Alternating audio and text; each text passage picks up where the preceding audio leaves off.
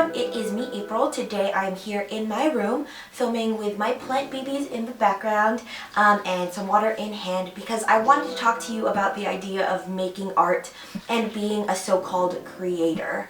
And I wanted to talk about this specifically because I wanted to talk about my personal experience of being afraid to put myself out there and make things and call myself a creator, because I often think that this idea of making things, making art, is put on a high pedestal and is seen as something that only very specific people can make. And I'd like to challenge everyone to think differently. And it's taken me a long time to do this, and so I want to talk to you and share with you my personal experiences. So pretty much for all of my life, I've considered myself an admirer of all forms of art, whether that be music, which is my biggest interest, or even painting, watercolors, people who make zines, people who make videos. YouTube has been such a big influence on me as a person, and I'm very thankful to have been able to discover people on YouTube that I admire so much and have really helped with my developmental growth. But yeah, so for all of my life, I've seen myself as someone who can consume this art form and take in other people's art and creativity as a consumer and as an admirer, but never as someone who felt comfortable enough to make art. And I think the reason why I thought this was because often in society there are people who are known as creators or artists or musicians, and those are the people who put themselves out there are often those who are really great at what they do. And so I myself always thought of myself as someone who can look at these things and think very, very highly of them, and really look up to incredible people who can make art, but I never believed in myself enough to be able to think that I too could do that. And so this year I'm now a senior in university, and I've lived my life thinking this and shying away from opportunities to make things simply because I thought that I was not good enough to be a creator. And now looking back on it, I feel like that was a very unfair thing to do, especially to myself, because I was limiting my capabilities. I didn't give myself the opportunity to learn and to challenge myself. And I think this was mainly because I was too scared to put myself out there, and the people that I often admire are people that I think are really great at art, but I often forget that those people are being vulnerable with themselves in sharing their art and sharing their creativity. So everyone starts in a place of uncomfort. The next step is just really put yourself out there. And that's something that I was too afraid to do, because I always thought of myself as someone who could really like art, really like music, but never someone who can actually make it and produce it and share it with the world. And I want to change that. Water break. Oh, Ooh, just dribbled, sorry. I really think that it's super detrimental to have this idea that there are only certain people who can do this and certain people that can do that.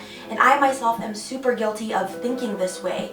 And I think that it's not fair to you as a person, if you are in the same boat as me, to limit yourself only simply because you are too afraid to put your work out there. And so what I've started to challenge myself specifically at the beginning of this year, beginning of 2017, is to make art. Not for the process of sharing it with people necessarily, but the process, or I'm doing it because I want to do it for myself. So there was this one night where I was just really frustrated, and it was like, April, like, you have so many ideas in your head, but you're too afraid to put them down on paper, make them into any kind of physical creation, because you're too scared of what people will think, and you don't think you're good enough to be labeled as a creator. And that was so frustrating to me that one day, I bought a guitar and started to learn how to play the guitar. Two, I went on Amazon and bought a bunch of art supplies. I've been in this process of pushing myself to take time to create things, to do watercolor, to take guitar lessons, and to learn how to make music. And I have been trying to push myself to make YouTube videos, because videography and audio work and all of the editing that goes along with it is such a beautiful concept to me, and I want to learn more. And the first step in doing that is to get over that fear and get over that insecurity that I am not someone who can make things, because that's so false. And so I would like to encourage any one of you who may be in that same situation where you think you can only admire these pieces of art or admire these people who are creatives. And I want you to know that you too can do the same thing. And the people who are making things now had to go through the same process. Yeah, and I think also the biggest limitation, especially something that I've learned very recently, is that one of the biggest things that was stopping me from making art is comparing the things that I make to things that other people make.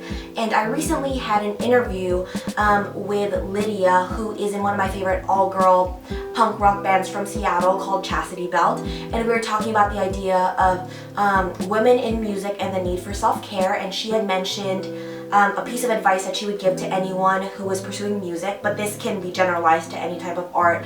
And she said that she often found that her music was good when it was something that she would like, and she knew that she was being 100% authentic with what she was doing, and that she found that she didn't like the product of her labor when she was trying to sound like someone else. And I think that can be applied to any type of creative endeavor that you do, and that's the idea that you should do whatever you are good at, right? And like, you don't have to make the same art or the same product, the same music, etc. as someone else, because that is never going to be fully satisfying, because that's not your work. So try your best to just focus on what you can make and know the worth in that. So I think I made this video as a way to validate my experiences and to share with you the struggle I went through in being able to know that I too can make things, and to not be afraid to say that I like art and that I like music and that I like making videos and I like podcasting, and I can like all of those and be good at those things in my own way.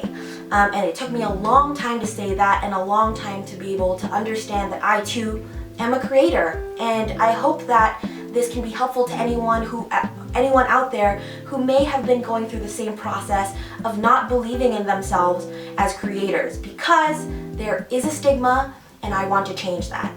Or maybe there isn't a stigma, maybe I'm alone. Ooh. But I hope this video was helpful in any way, or at least helpful in the way that I can share my story with you, and that you can admire my beautiful plants. But yeah, I would like all of us to hold each other accountable in being able to make art and do things, and not be afraid to share that work with other people, because what you make is your own work, and that within itself and the creation of your own work is beautiful, right?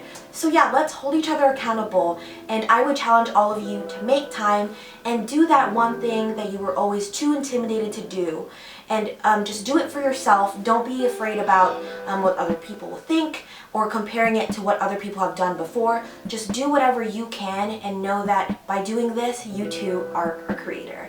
My name is April. I am Thrifted Youth. I will see you later. Bye.